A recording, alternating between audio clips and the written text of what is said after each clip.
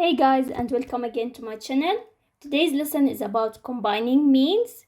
It's the same as the old. It is about the mean, but we need to find the mean of more than one data. In the old video, we did only one data. We have one observations, and we found the mean. But now we will have two observations, and we need to find the combined mean of two of them. This is our objective for today. So let's say I have a set A, and this set A, it is of size n1, and it has a mean, and the mean of A is x1 bar. So this is my first data. For my second one, I have set B of size n2, and the mean of B is x bar 2. This is my second observation. Now to find the combined mean,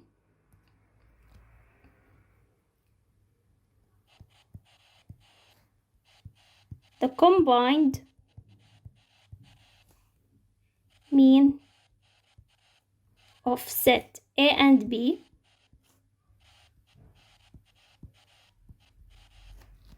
is now x bar is equal to. Now when we need to find the mean of a value alone, I need to write it here. Wait a minute. Okay, we said this is number 1 and this is number 2. Let's say, okay, recall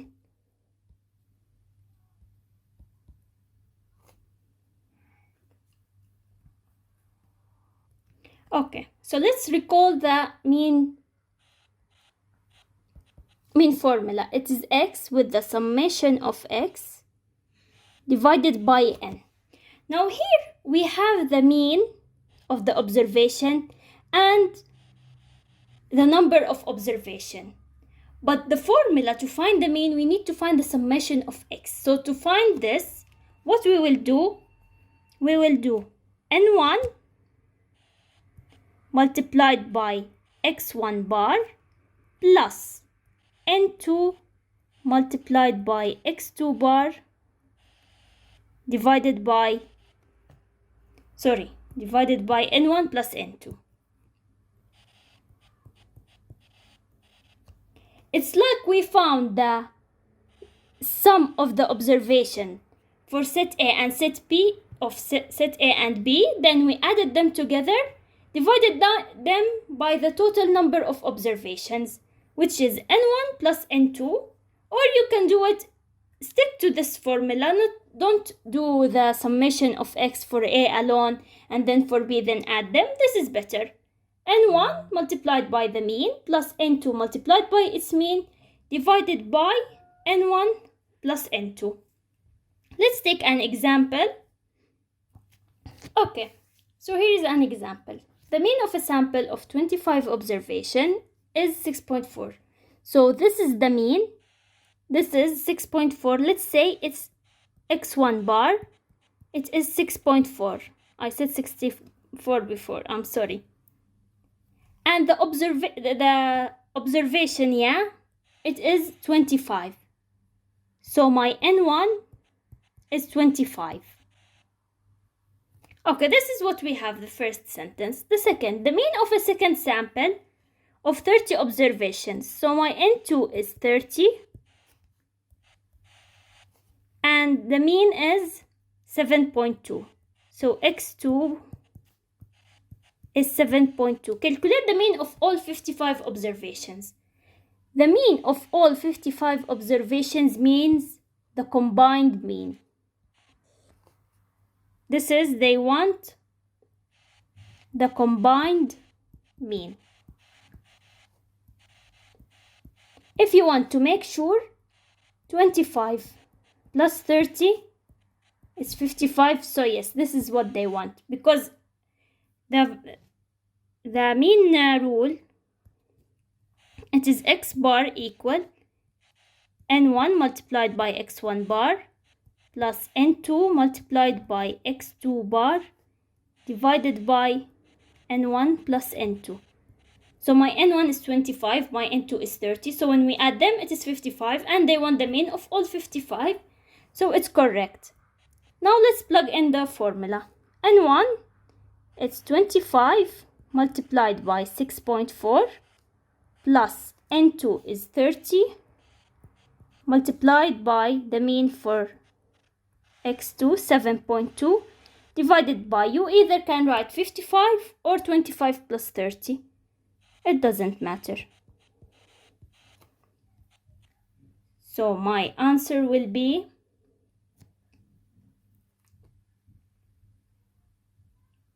6.84 to 2 decimal place. This is my mean. It's 6.84. If you want, you can do n1 multiplied by x1 and n2 multiplied by x2. Then you plug these numbers instead of writing 25 multiplied by 64. But it doesn't matter. You will get the same answer in both ways. But I think stick to this way. It's better. Let's take one more example. And I want to tell you an important information. Okay. This is my second example.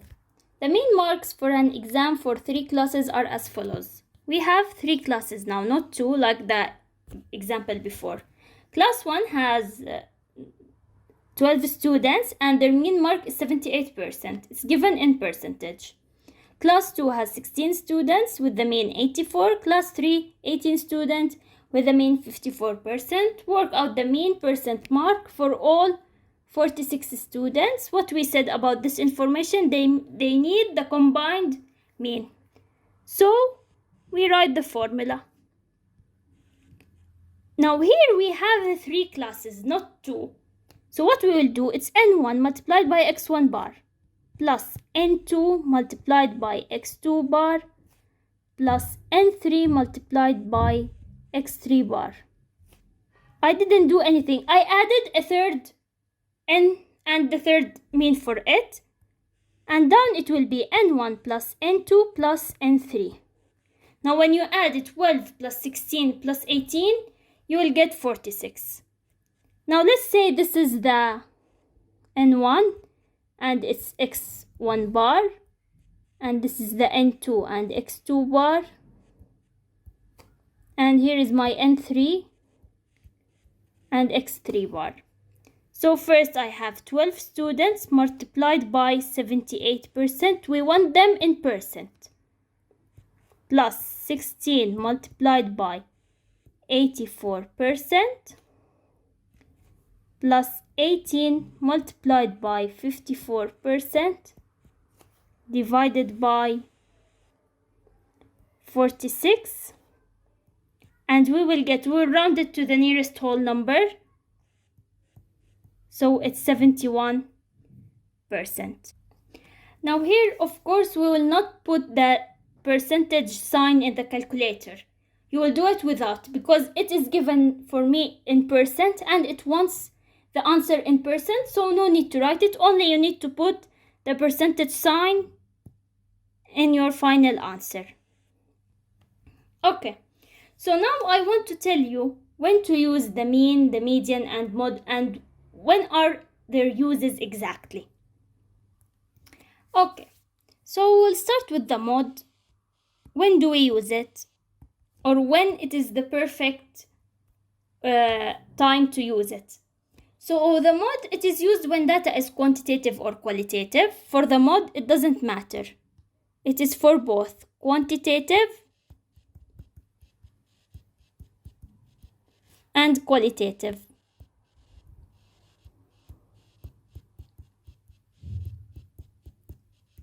If I was doing a data of my clothes in my closet, So if I have 2 pants black, so this is my mod will be. Or if I have 3 pants blue, this will be my mod, the blue pant. So for the mod, I can do for quantitative and qualitative variables. It can be with a single mod or by model, or it can be many mods. It doesn't matter. And the mod, it's not a very informative. It doesn't give me so much information about the data. Like, I don't care if you have 2 of these or 1. It's not so much of an information that gives. And also if it only occurs once, so it doesn't give me any information. So this is the mod. It's for quantitative and qualitative, and it doesn't give so much information. Let's go to the median. Now the median is only for quantitative, because I can't find the middle things of my clothes. I can't. So it's only for the quantitative data, and it is usually used when there are extreme values. It is used when we have extreme values.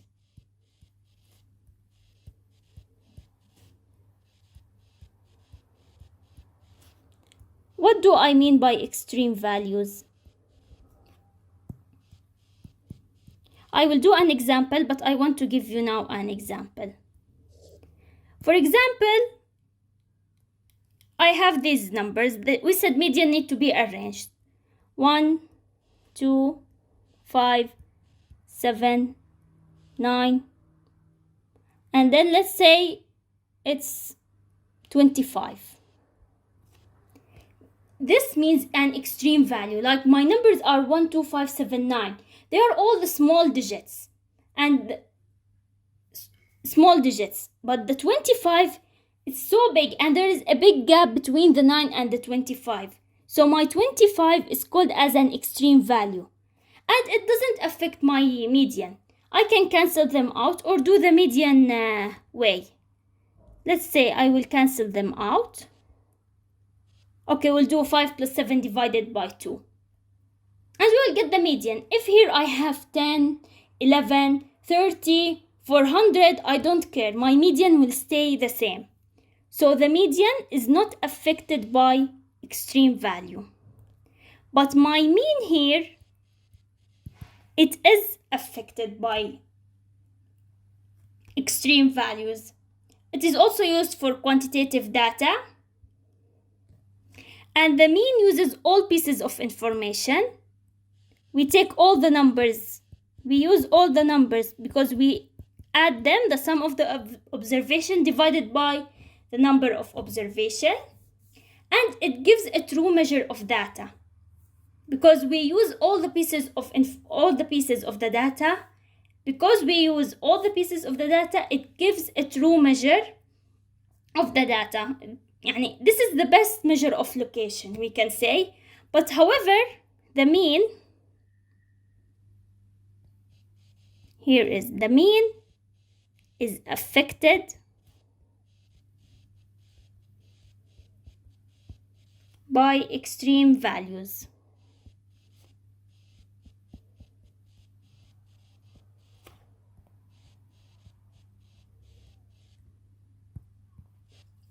Okay, so as we said, mod quantitative, qualitative, and it doesn't give me so much of information.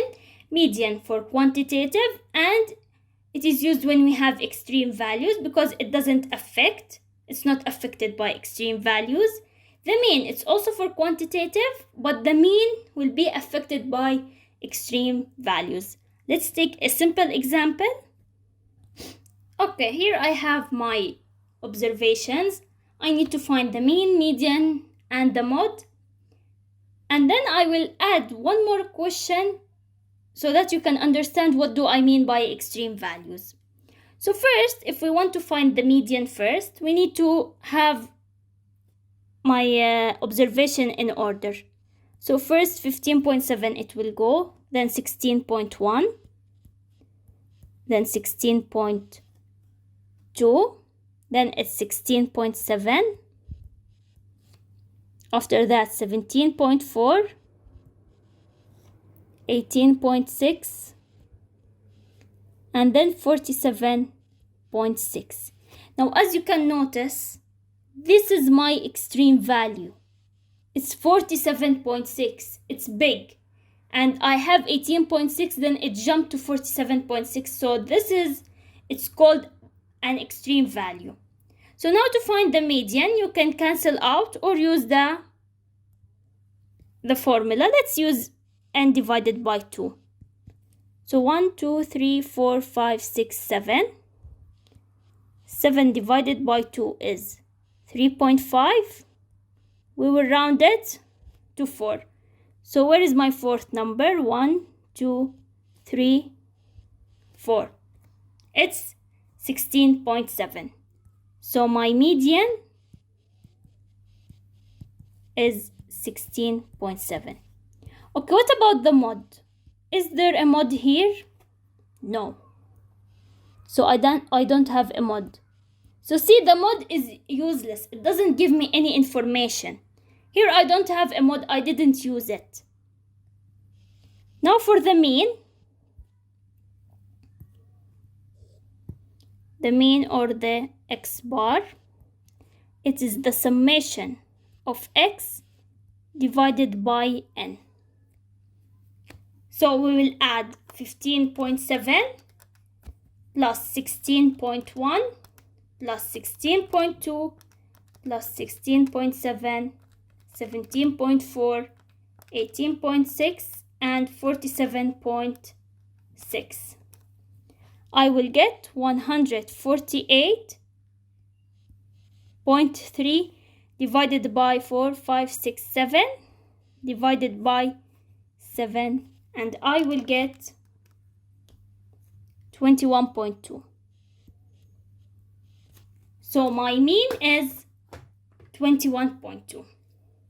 Now, if I want to change the 47.6 value and I want it to be 17.6, what will happen? So, if I want to change my 47, so here we will change or replace 47.6 with 17.6. Now will the median change? If you want, let's write my data again one more time. 15.7, 16.1, 16.2, 16.7, now 17.4, then it will be 17.6, and then 18.6. Now if I want to see if my median will change, I will cancel them out. My median is still the same. So the median will stay the same, but the mean will decrease because I removed a big number and I replaced it with 17.6. So it will decrease, and I will tell you how you can know. Okay, if you want to know how the mean will decrease or if it will increase, so my digit was 447.6 and it was replaced with 17.6. I want to find the difference. So first I will do 47.6 minus 17.6. So my difference is by 30. So what I will do with the mean, it will be 148.3 minus 30. I will remove the extra that was extra and divided by 7. My mean will be 16.9. So as you can see, it was 21.2 and now it's 16.9. So again, I will repeat, the median will stay the same.